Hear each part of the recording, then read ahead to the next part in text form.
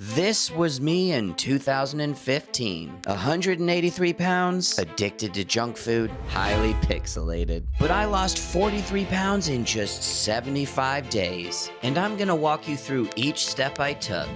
Cause I made a lot of mistakes. And the real secret to how I finally lost the weight wasn't what I expected, because my journey starts the way a lot of diets start, in a desert of rules, suffering, and very little food.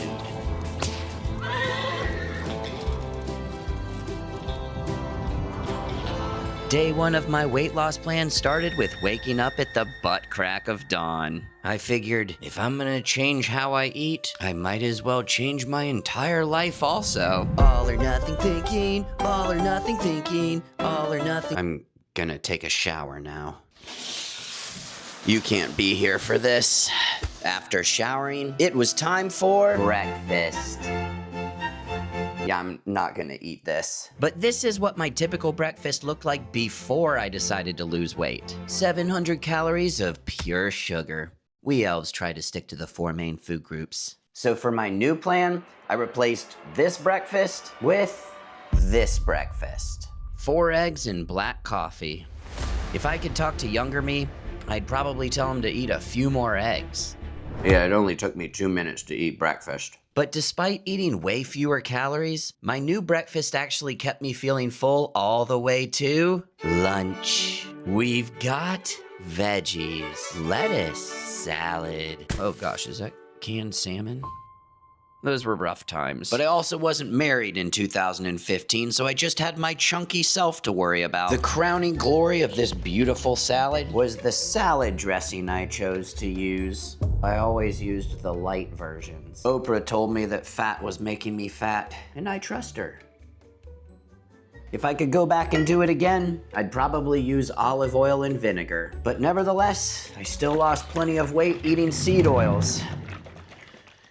I don't know what to tell you about that. Oh, this brings back memories. Memories I probably don't want to live again. This entire lunch has 450 calories. Looking back, I think I was trying to undo years of unhealthy eating overnight. And I thought being strict meant being healthy. Yeah, come to think of it, salad was pretty much my personality for a couple of months.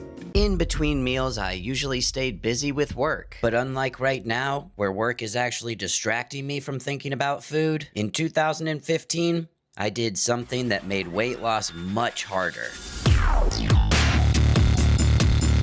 It wasn't that. I'll show you what it was tomorrow. But right now, we gotta stay focused on week 1. After work, it was time for the only exercise I could do at that time. No.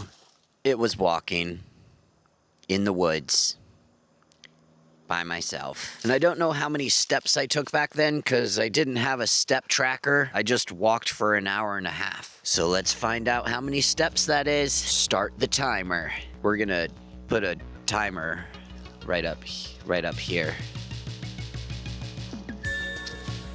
Walking was probably one of the better things that I did. Partly because it helped to clear my head, partly because it didn't make me incredibly hungry like intense cardio does, and partly because I was too overweight and too out of shape to do anything else. Oh, and if you're struggling to keep up with everything that I did wrong and what I would actually do now, I'll create a nice little list at the very end once I'm done reliving everything and remember it all. That first week, I walked as fast as I could.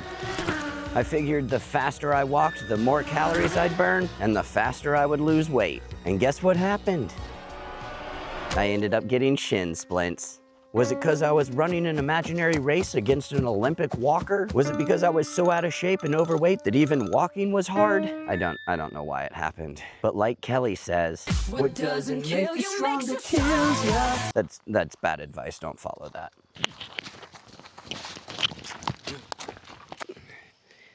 Does this look natural? All right, an hour and a half of walking. Step count for the day is 14,015, 17, 18. But if you think that all that exercise earned me a reward, you'd be wrong.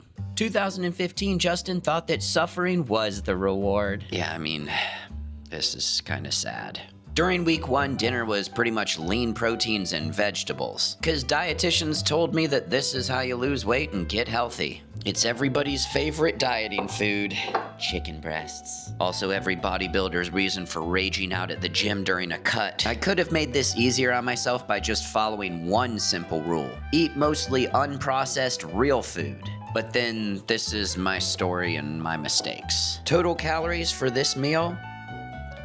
482. You may have also noticed that I didn't really eat any carbs today. It's because I thought that carbs made me fat. Too many calories made me fat. Too much fat made me fat. Too many carbs made me fat. Not enough exercise made me fat. It's a wonder I didn't blame my mom for being fat. Mom, if you're watching this, I just want you to know, I think you made me. This is gonna take me a while to eat, so we're just gonna jump cut ahead to when I'm done. Are you still here? All right, you're gonna love this next part. To celebrate a successful day of clean eating, I would reward myself with another walk. If you're wondering how I had all this time for walking, remember, I wasn't married, I had no friends, and I really had no hobbies. My social life was just walking.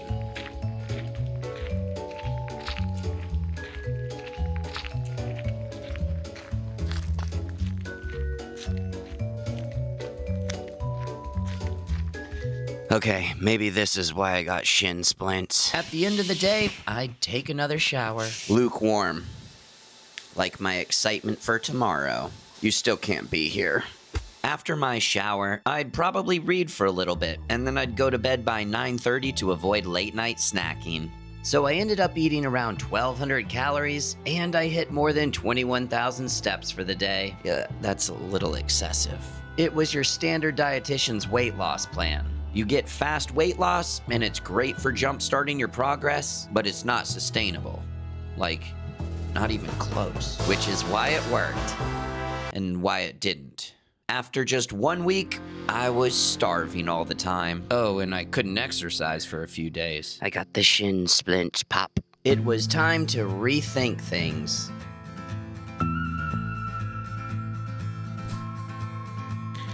At the start of week 2, I was a bit discouraged. I was hungry, injured, still pixelated, but I lost 6 pounds. So I proved that suffering works, but now that I couldn't exercise, I was terrified of losing all the progress I had made. So for my next experiment, I figured maybe starving less often will work better.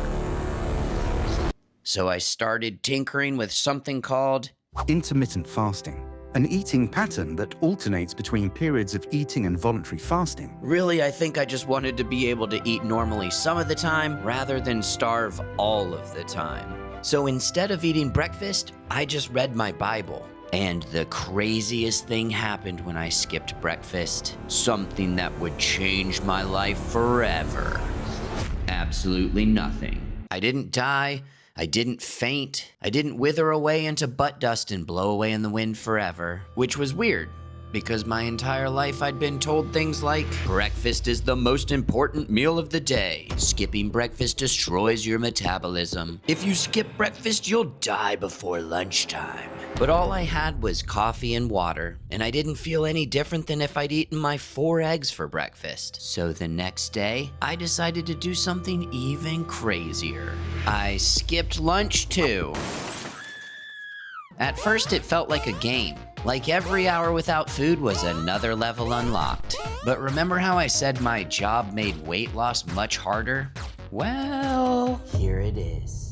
I worked in food prep, which meant while I was trying not to eat, I spent 8 hours surrounded by food, cutting it, smelling it, wanting it. It was like trying to quit drinking while working at the DMV. I'd catch myself almost popping bites into my mouth without even realizing it. But I found a secret weapon. Sugar-free gum. Probably not the healthiest choice, but it got me through the day. Until people started asking me why I wasn't eating, and I got tired of explaining that it was actually okay to not eat all the time. So I started going for walks during my lunch break. And since my shin splints had gone away after a few days of rest, I also started walking after work again. And to this day, walking in the woods is one of my favorite distractions when I'm fasting. Because when I stop thinking about food all the time, that's when I have space to think about everything else. Wow. I mean, that's deep. Plus, there's not really any food out here to tempt me. Except for squirrels.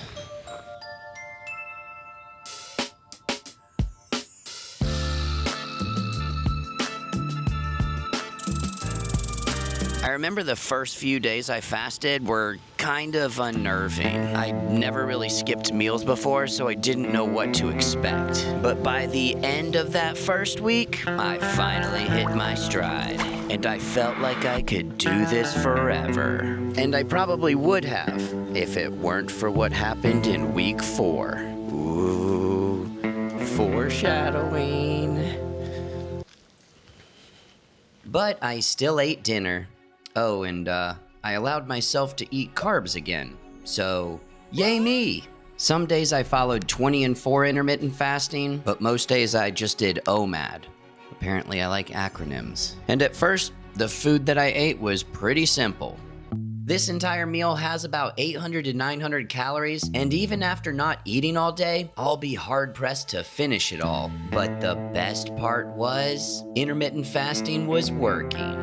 I lost another 12 pounds over the next 3 weeks. I had finally cracked the code. But Justin, what about that foreshadowing you mentioned? Oh yeah, that. It turns out, the longer I did OMAD, the harder it got. I think I couldn't eat enough calories with my strict diet rules. And that deficit just built up over the course of 3 weeks. Until my hunger and cravings got out of control.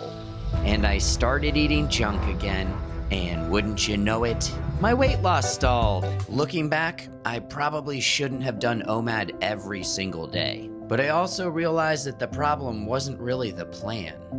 It was me. Wow, that's deep.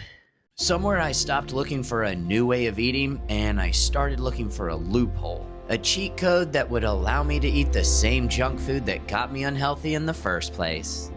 But it didn't work. So next I did the most logical thing that I could think of. You cut out all the junk food again, right? Nope. I added more exercise. On top of walking every day, I also started running.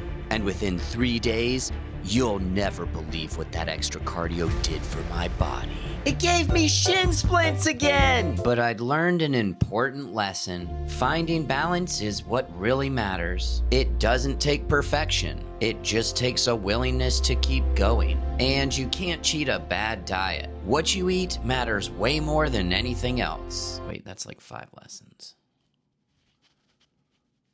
Which brings us to...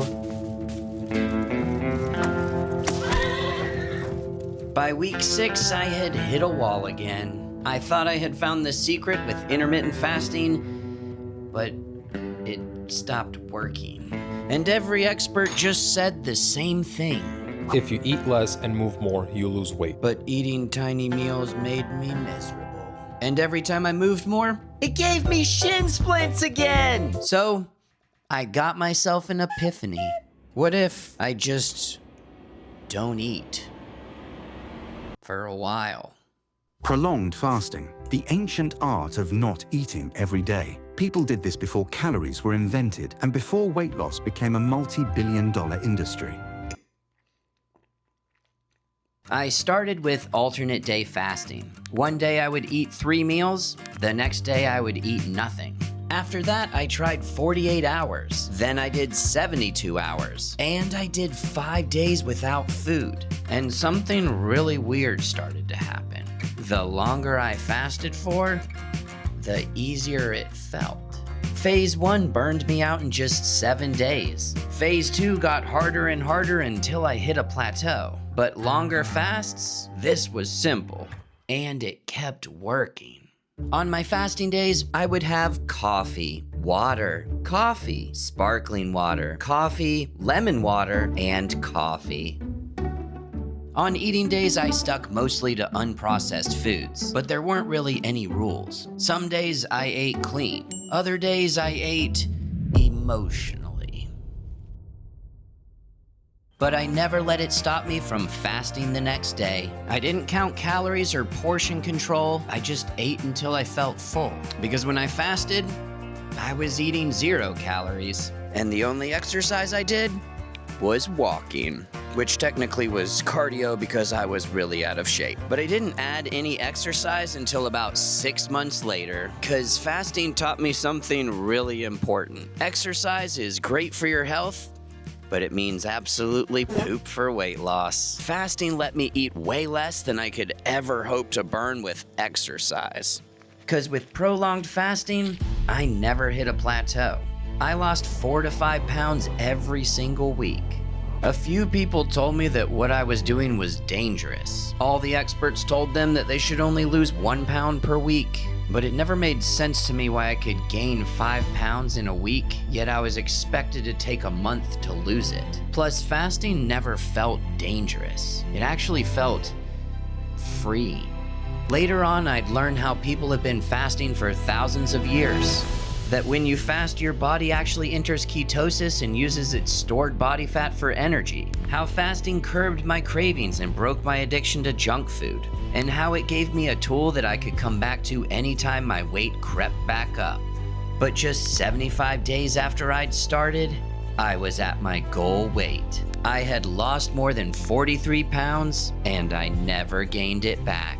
Here's everything I tried, but these are the only 3 things that ended up mattering. Because in the end, you don't need to do everything perfectly. You just need a few simple tools and a willingness to try something different. Wow, that's...